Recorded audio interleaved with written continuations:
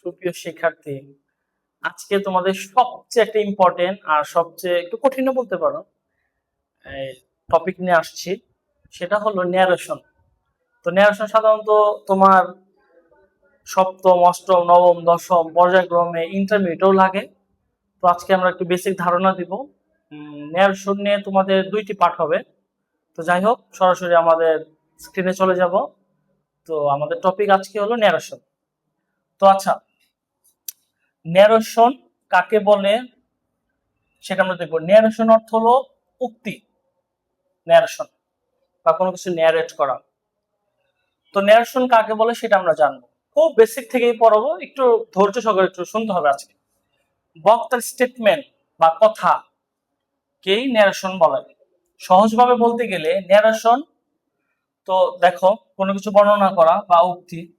তো যাই হোক, ন্যারেশন কত প্রকার?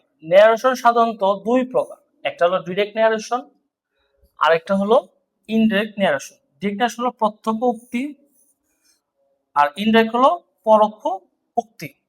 আচ্ছা, ডিরেক্ট ন্যারেশন কাকে বলা হয় সেটা আমরা দেখব। ডিরেক্ট ন্যারেশন হলো বক্তার উক্তি বক্তা নিজে হুবহু প্রকাশ করলে তাকে ডিরেক্ট ন্যারেশন বলা হয়। বক্তা মানে তার নিজের মতো করে হুবহু করে যদি উপস্থাপন করে সেটাই। যেমন দেখো, সুকান্ত সেড টু আকাশ। আচ্ছা, তো সেটা দেখবো, ইউ আর ভেরি পোলাইট। তো সুকান্ত সেইড টু থাকলে তোমরা মনে রাখবা, সেইড যদি থাকে টোল্ড বসবে, টোল্ড বসবে। আর সেজ থাকলে সেইড বসবে, এটা তোমরা মনে রাখবা। তো সেইডের জন্য টোল্ড আসছে, আকাশ চলে আসছে। আর যেহেতু এটা অ্যাসার্টিভ, সেই জন্য দ্যাট চলে আসছে এই কমার জন্য। আর মনে রাখবা, রিপোর্টেড স্পিচের ভিতরে পার্সনের কোনো দাম নাই। তো সুকান্ত ছেলে, সেই জন্য ছেলে চলে আসছে। আর ন্যারেশনে মনে রাখবা, প্রেজেন্ট থাকলে পাস্ট বসবে, প্রেজেন্ট থাকলে কি বসবে? পাস্ট বসবে।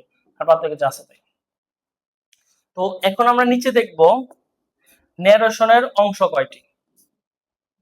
ন্যারেশনের অংশ কয়টি আমরা দেখব। আচ্ছা, তো ন্যারেশনের অংশ সাধারণত দুইটি হয়ে থাকে। কয়টি? দুইটি।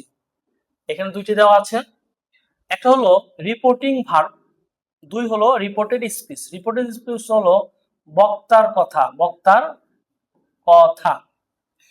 আচ্ছা, এখানে আমরা চিনব দ্য টিচার সেড, এটাকে বলা হয় রিপোর্টিং ভার্ব। রিপোর্টিং ভার্ব মনে রাখবা পাঁচটা। কয়টি? পাঁচটি। আর ডিরেক্ট স্পিচ, বক্তার বক্তব্য, সেটা।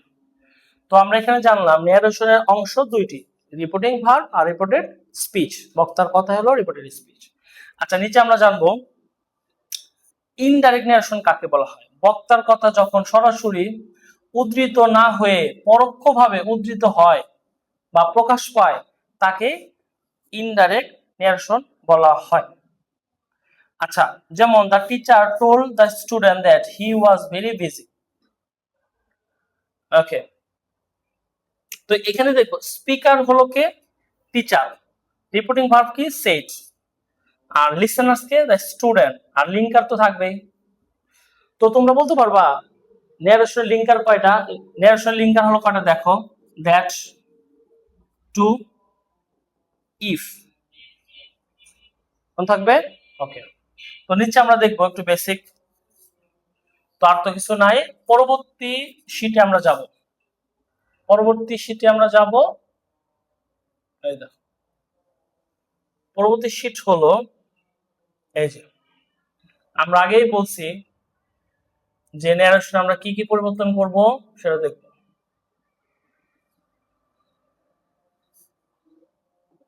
আচ্ছা, তো তোমরা দেখো, রিপোর্টিং স্পিচের সাবজেক্ট ফার্স্ট পারসন হলে রিপোর্টিং সাবজেক্ট অনুযায়ী পরিবর্তন হবে।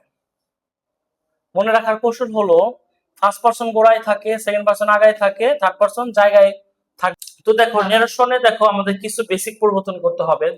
তোমরা যখন আসলে ন্যারেশন পারবা, তখন মনে হবে খালি মনে হয় টেন্সই পরিবর্তন করতেছি। আচ্ছা, যাই হোক, দেখো, তো ডিরেক্ট স্পিচ থেকে যখন ইনডাইরেক্ট করবা, যদি ডিরেক্ট স্পিচে যদি V1 থাকে, আই মিন প্রেজেন্ট ফর্ম থাকে, তাহলে কি দিবা? পাস্ট দিবা। আর এই পাশে যদি পাস্ট থাকে এই পাশে পারফেক্ট, এই পাশে যদি ডো ডাস থাকে ডিড হবে, এই পাশে যদি ডিড থাকে এই পাশে পাস্ট পারফেক্ট হবে, এই পাশে যদি প্রেজেন্ট থাকে মানে বড় কথা এই পাশে যদি প্রেজেন্ট থাকে এই পাশে কি হবে পাস্ট হবে। ওকে, আর কিছু কতিপয় নিয়ম আছে, মাস্ট থাকলে হ্যাড টু বসবে অথবা মাস্টও বসতে পারে, শুড থাকলে শুড হ্যাভ বসবে, তারপরে শ্যাল থাকলে উড বসবে, কখনোই শুড বসবে না।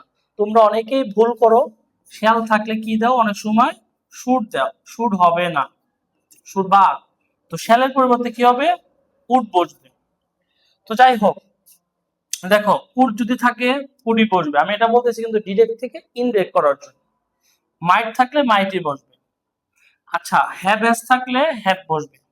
নিচে একটু দেখো রিপোর্টিং ভার্বের যদি পাস্ট টেন্স থাকে তবে ইনডাইরেক্ট স্পিচের ডিরেক্ট স্পিচের নিকট কিছু পরিবর্তন থাকবে, দিস থাকলে দ্যাট বসাবা, এই দিস থাকলে দোজ বসাবা, এটা হলো একটা ন্যারেশনের বেসিক পরিবর্তন। আচ্ছা আমি পরবর্তী শীটে তোমাদের কাছে যাচ্ছি, দেখো সেটা হলো আচ্ছা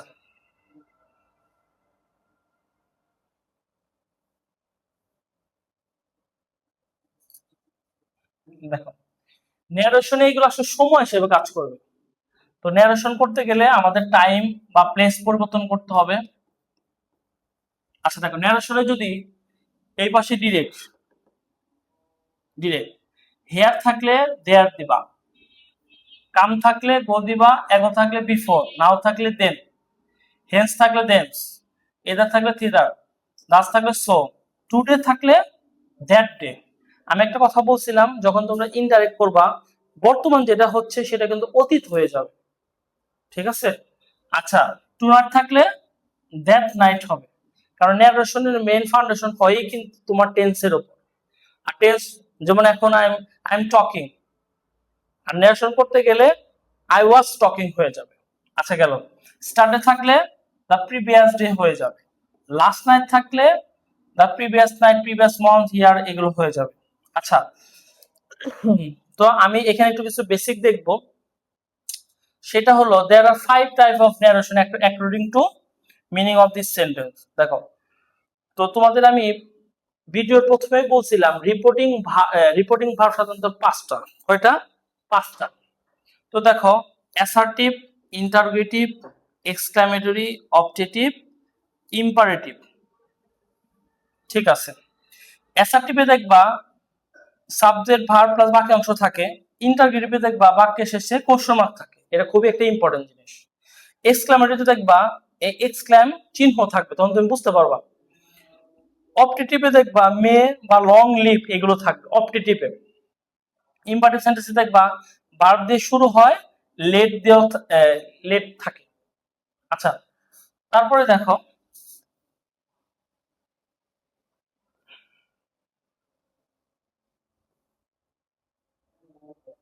দেখো কিছু বেসিক পরিবর্তন অ্যাসার্টিভ সেন্টেন্সের।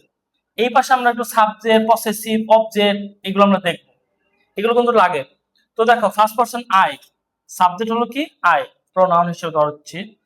পসেসিভ হলো কি মাই, মাই, অবজেক্ট হলো মি, মাইন। এগুলো স্ক্রিনে দেখতেছো, তোমরা একটু লিখে রাখো, আমি বারবার বলছি একটু জুম করে বা একটু স্ল্যাশ করে একটু লিখে রাখো, এগুলো তো দেখানোর বিষয় না, এগুলো দেখো। আচ্ছা একটু আসি অ্যাসার্টিভ সেন্টেন্সে। অ্যাসার্টিভ সেন্টেন্সে দেখো কি কি পরিবর্তন করতে হবে আমি বলে দিই। পার্সনের পরিবর্তন করতে হবে, ফার্স্ট পারসন মনে রাখো সবসময় গোড়ায় থাকে,